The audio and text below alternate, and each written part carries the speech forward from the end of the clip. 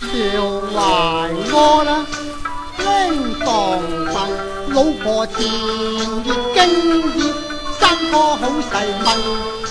現在隻豬乸又生一嚿仔，大眾都生啦，還仲有人啦，真開心，拎就拎到瞓。豬乸老婆就點定，